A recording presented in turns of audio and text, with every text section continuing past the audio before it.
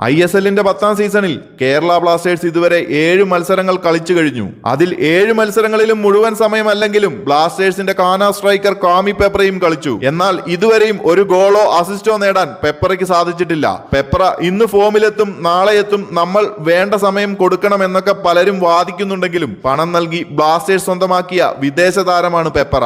ഒരു സ്ട്രൈക്കറിന്റെ പ്രധാന ദൗത്യം എന്നത് തന്നെ എതിർ ടീമിനെ പ്രസ് ചെയ്ത് ഗോൾ കണ്ടെത്തുക എന്നത് തന്നെയാണ്. അതിനാവശ്യമായ സമയവും പെപ്ര എന്ന വിദേശ താരത്തിന് ലഭിച്ചു കഴിഞ്ഞു. താരം ഇതുവരെ 504 മിനിറ്റാണ് കളിക്കളത്തിൽ ചെലവഴിച്ചത്. അതിൽ ഒരു ഗോളോ അസിസ്റ്റോ ഇല്ല. താരത്തിന്റെ ബോൾ പാസിംഗ് ആക്യുറസി എന്ന് പറയുന്നത് 54% മാത്രമാണ്. 9 ഷോട്ടുകളാണ് താരം 7 മത്സരങ്ങളിൽ നിന്ന് അടിച്ചത്. അതിൽ 2 ഓൺ ടാർഗറ്റ് ഷോട്ടും 7 ഓഫ് ടാർഗറ്റ് ഷോട്ടുമാണ്. ഒരു മുന്നേറ്റ താരമായ പെപ്ര 129 പാസുകൾ നൽകിയപ്പോൾ ആകെ 5 ചാൻസസ് മാത്രമാണ് ഇതുവരെയും ക്രിയേറ്റ് ചെയ്തത്.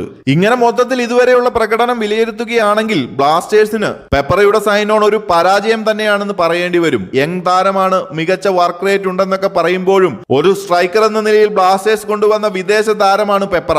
ഒരു സ്ട്രൈക്കറുടെ പ്രധാന ദൗത്യം ഗോൾ കണ്ടെത്തുക എന്നത് ഇതുവരെ പെപ്രയെ സംബന്ധിച്ച് സാധിച്ചിട്ടില്ല. ഗോൾ അടിക്കുന്നത് പോട്ടെ, ഒരു ഗോളിന് അസിസ്റ്റ് നൽകാൻ പോലും സാധിച്ചിട്ടില്ല. മറ്റൊരു വിദേശ സ്ട്രൈക്കറായ ദിമിത്രിയോസ് ഇല്ലാതെ വന്നാൽ അതിന്റെ റെസ്പോൺസിബിലിറ്റി കൂടി എടുത്ത് കളിക്കളത്തിൽ ബ്ലാസ്റ്റേഴ്സിന്റെ മുന്നേറ്റ നിരയെ നയിക്കുക എന്ന ലെവലിലേക്ക് ഇതുവരെയും കാമി പെപ്രയ്ക്ക് എത്താൻ സാധിച്ചിട്ടില്ല. ബ്ലാസ്റ്റേഴ്സ് കളിച്ച 7 മത്സരങ്ങളിൽ നേടിയ ഭൂരിഭാഗം ഗോളുകളും പ്രതിരോധ നിരയും മധ്യനിരയുമാണ് സംഭാവന ചെയ്തത്. ഇങ്ങനെ മുന്നേറ്റ നിര ഗോൾ അടിക്കുന്നതിൽ പരാജയപ്പെട്ടാൽ മുന്നോട്ടുള്ള മത്സരങ്ങളിൽ കേരള ബ്ലാസ്റ്റേഴ്സിന് കഠിനകരം തന്നെയാകും. എന്തായാലും വരുന്ന മത്സരങ്ങളിലും പെപ്ര മികവ് കാട്ടുന്നില്ല എങ്കിൽ അധികം വൈകാതെ തന്നെ കേരള ബ്ലാസ്റ്റേഴ്സ് ഒരു പകരക്കാരനെ കണ്ടെത്തേണ്ടിയിരിക്കുന്നു. കൂടുതൽ ISL അപ്ഡേറ്റുകൾക്കായി ചാനൽ മറക്കാതെ ഒന്ന് സബ്സ്ക്രൈബ് ചെയ്യുക.